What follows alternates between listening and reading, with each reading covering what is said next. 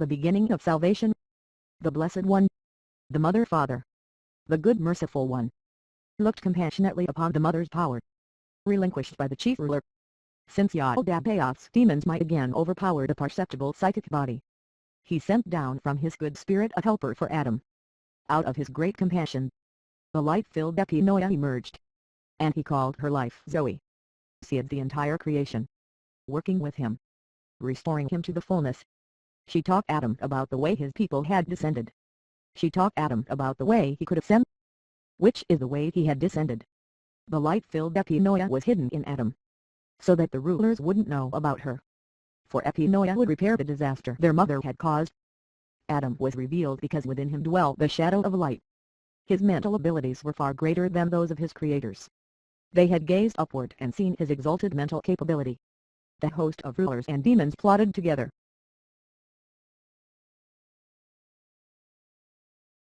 They mixed fire and earth and water, together with 4 blazing wines. They melded them together in great turbulence. Adam was brought into the shadow of death. They intended to make him anew, this time from earth, water, fire, wine, which are matter, darkness, desire, the artificial spirit. This all became a tomb, a new kind of body. Those thieves bound the man in it, enchained him in forgetfulness, made him subject to dying. His was the first descent, and the first separation. Yet the light-filled Epinoia within him will elevate his thinking. Adam in Yaldabaoth's paradise. The rulers took the man and put him into paradise. They told him to eat freely. Their food is bitter, their beauty is corrupt. Their food is deceit, their trees are ungodliness. Their fruit is poison. Their promise is death. They placed the tree of their life into the middle of paradise. I will teach you plural the secret of their life. The plan that they made together about an artificial spirit. Its root is bitter. Its branches are dead. Its shadow is hatred. Its leaves are deception. The nectar of wickedness is in its blossoms. Its fruit is death. Its seed is desire. It flowers in the darkness. Those who eat from it are denizens of Hades. Darkness is their resting place. As for the tree called the knowledge of good and evil, it is the Epinoia of the light. They commanded him not to eat from it, standing in front to conceal it, for fear that he might look upward to the fullness, and note the nakedness of his indecency. However, I caused them to eat. I asked the Savior, Lord, isn't it the serpent that caused Adam to eat? He smiled and replied, the serpent caused them to eat, in order to produce the wickedness of the desire to reproduce. That would make Adam helpful to him. The chief ruler, Yaldabaoth, knew that, because the light-filled Epinoia within Adam made his mental abilities greater than his own, Adam had been disobedient. In order to recover the power that he had put into Adam, Yaldabaoth made Adam completely forgetful. I asked the Savior, what is it to be completely forgetful? He replied, it is not what Moses wrote in his first book. He caused Adam to fall into deep sleep. Rather, Adam's perceptions were veiled, and he became unconscious. As Yaldabaoth said through his prophet, I will make their minds dull so that they do not see or understand. Woman comes into being. The light-filled Epinoia hid deep within Adam. The chief ruler tried to remove her from his ribcage, but Epinoia cannot be captured. Although the darkness pursued her, it did not catch her. The chief ruler did remove a portion of his power from Adam, to create a person with a woman's form, modeled on the light-filled Epinoia that had been manifested to him. He placed the power removed from the man into the woman. It did not happen the way Moses said it did. He took a rib and made the woman. Adam saw the woman standing next to him. The light-filled Epinoia immediately appeared to him. She raised up the veil that dulled his mind. He sobered up from the dark drunkenness, and he recognized his own counterpart. He said, this is bone from my bones, flesh from my flesh. Because of this a man will leave his mother and father, and be joined to a woman, and those two will become one flesh.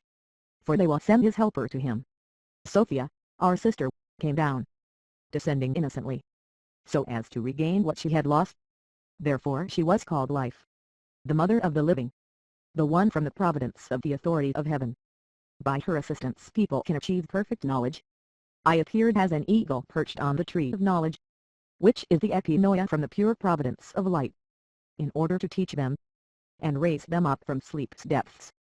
For the two of them were fallen and aware of their nakedness.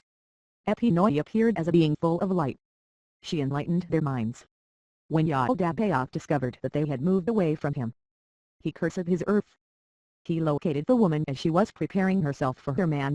He gave the woman over so that the man might be her master. Because he did not know the secret of the divine strategy, the man and woman were too terrified to renounce Yaldabaoth, who showed his ignorance to his angels. And he cast both of them out of paradise, dressing them in heavy darkness. The chief archon saw the young woman who was standing by Adam. He realized that the light-filled epinoia of life was within her. Yaldabaoth became completely ignorant.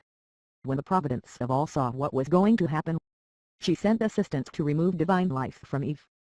Yaldabaoth raped Eve. She bore two sons. Elohim was the name of the first. Yahweh was the name of the second. Elohim has a bear's face. Yahweh has a cat's face. One is righteous. One is not. Yahweh is righteous. Elohim is not. Yahweh would command fire and wind. Elohim would command water and earth. Yaldabaoth deceptively named the two, Cain and Abel.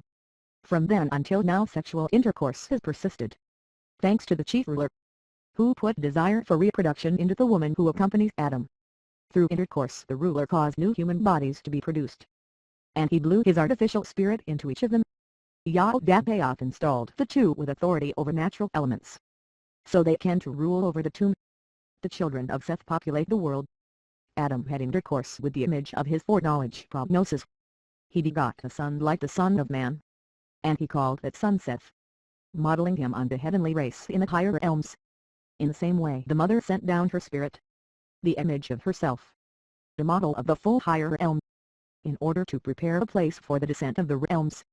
The chief ruler, though, forced the humans to drink from waters of forgetfulness, so that they might not know their true place of origin.